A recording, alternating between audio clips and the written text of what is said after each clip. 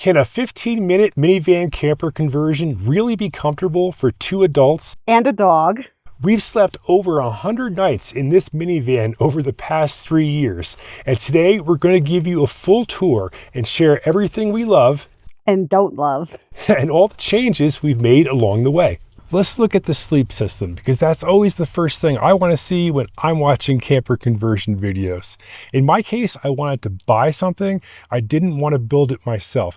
I don't have the tools, the skills, or the experience. Now, if you can build it yourself, you should. But in my case, I wanted to buy something. We bought a Trunkmate Blitz bed. Actually, what we've got here are 2 Blitz beds side by side. By having 2, I'm able to remove one and easily set this up for 1 person sleeping. In that case, I can raise the 3rd seat back there and I have a place to sit. But we have it set up for 2, and it acts basically as 1 bed. So Helen, show them the bed.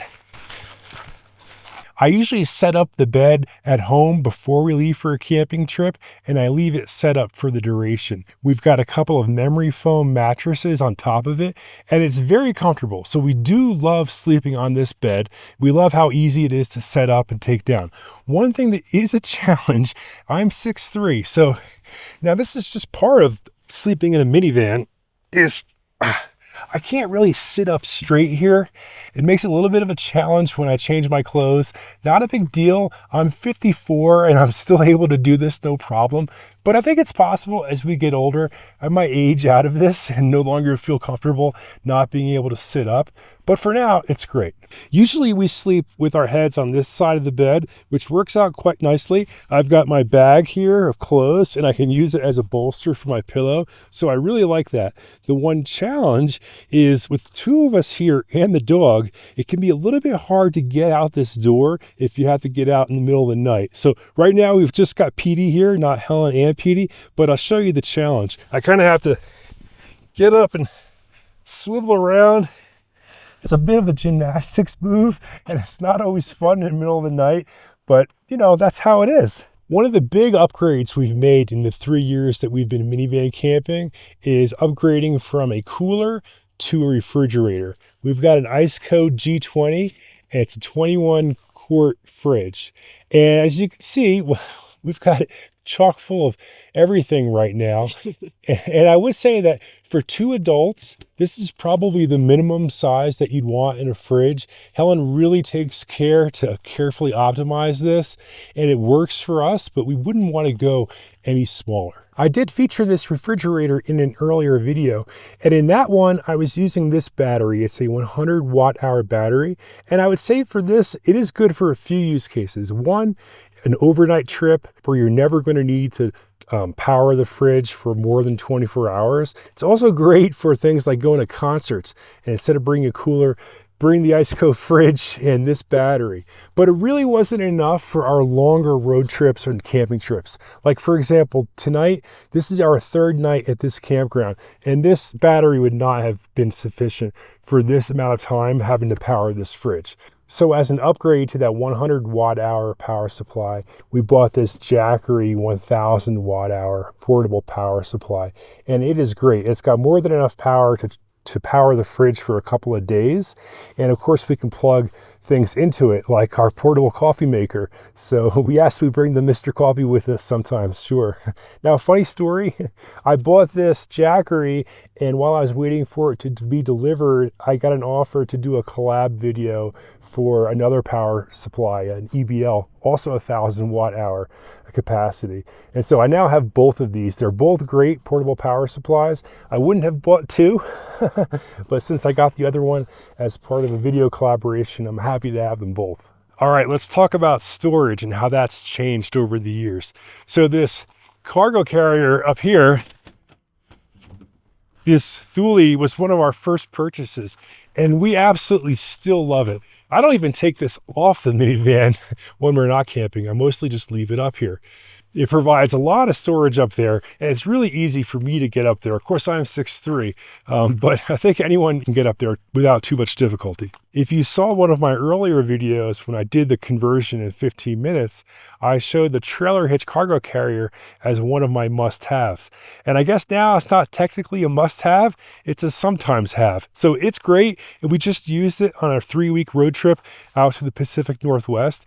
But for shorter trips, we don't always need it. Part of the problem with the cargo carrier was it seemed like whatever I needed was in there. And it's not terrible to get to, but it involves straps and zippers.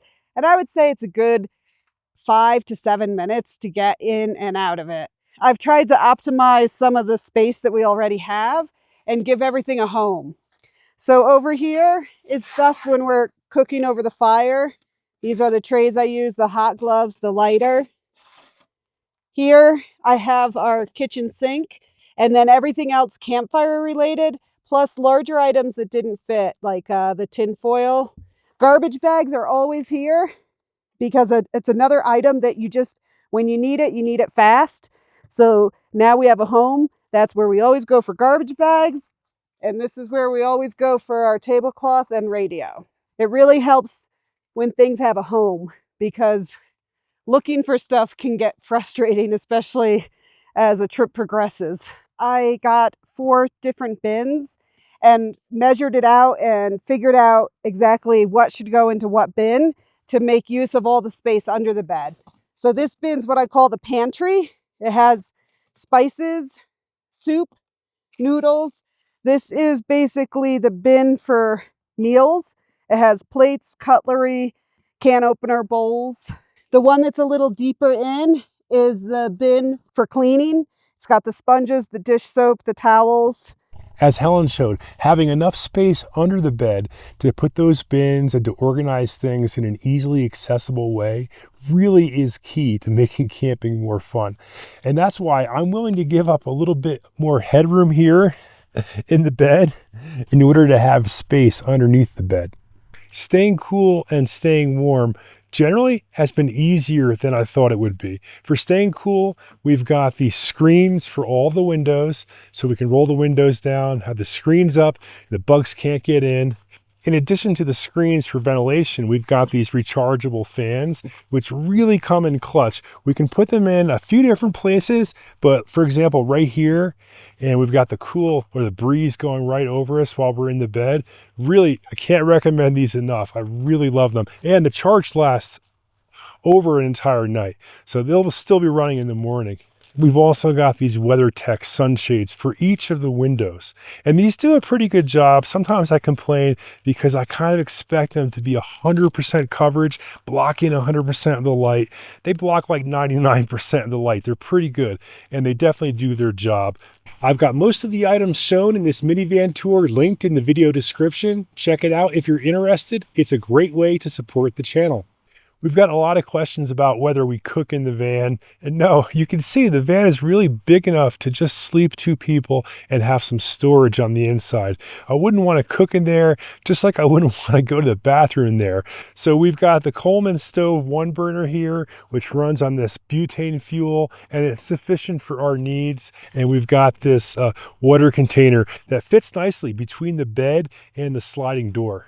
My favorite part is the spontaneity. We can really do some last minute camping trips when we see that the weather's going to be good or that it'll be hot and we want to escape the heat, like what we did this weekend. For many years, we'd camped in tents and we loved it. But when you get to a campsite, you've got to set up the tent and it takes some time. So one of our favorite things about the minivan camper is when we pull up into a campsite, we might have to put a few things up in the front, but we're ready to hang out and sleep in here right away. Before we wrap things up, I just want to address one of the comments I sometimes get on these videos.